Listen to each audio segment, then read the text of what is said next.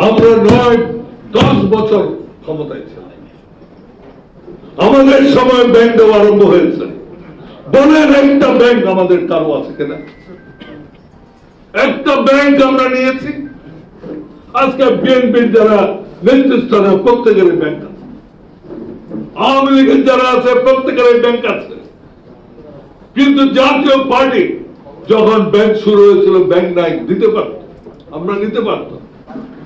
আমি ব্যবসায়ী পরিবার থেকে ছিলাম, আমি নিতে পারতাম, কিন্তু আমরা নেই। আমাদের কারো কোনো ব্যাংক নাই। আমাদের সবাই ইন্স্যুরেন্স কোম্পানি দেওয়া হলো, আমাদের কোন ইন্স্যুরেন্স কোম্পানি নাই। জাতীয় পার্টি এই যে অর্থনৈতিক ভাবে দুর্বল, আজকে জামাত ইসলাম তার ইসলামী ব্যাংক, তার অন্যান্য ব্যাংক আছে,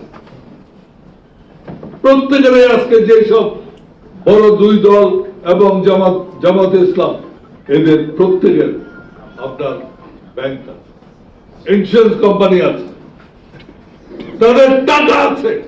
আজকে আমাদের কোথায় ওই যে আমাদের 2 দিনের ইয়ে করতে হচ্ছে, ওই চট্টগ্রামের তাহেরকে বলতে হচ্ছে তুমি খাওয়া দাও, অমুকে খাওয়া দাও, পয়সা না থাকলে কোনো একটা ইয়ে করতে গেলে আমাদের পয়সা না। এটাই হচ্ছে আমাদের সবচেয়ে বড় দুর্বলতা, অর্থনৈতিক দুর্বলতা। অর্থনৈতিক দুর্বলতা কেন দুর্বলতা হয়েছে? বিশ্বাস সাহিত্য ক্ষমতা ছিল, তখন তো কেউ বলার ছিল না। নতুন ব্যাংক দিচ্ছে একটা কাউকে, উনি নিজে বা নিজের পরিবারকে বা আমাদেরকে দিতে পারত। আমরাও চাইনি, উনিও দেননি। এইগুলো, এই কথাগুলো মানুষকে বলতে হবে যে জাতীয় পার্টি অন্যায় করেনি, জাতীয় পার্টি দুর্নীতি করেনি, জাতীয় পার্টি গণতান্ত্রিক উপায়ে তার রাজনীতি করার চেষ্টা করেছে। আমরা এটা এখন যখন ফিরে দেখি বলছি, ছাত্র রাজনীতি পর্যন্ত আমরা বন্ধ করেছিলাম। কি জন্য?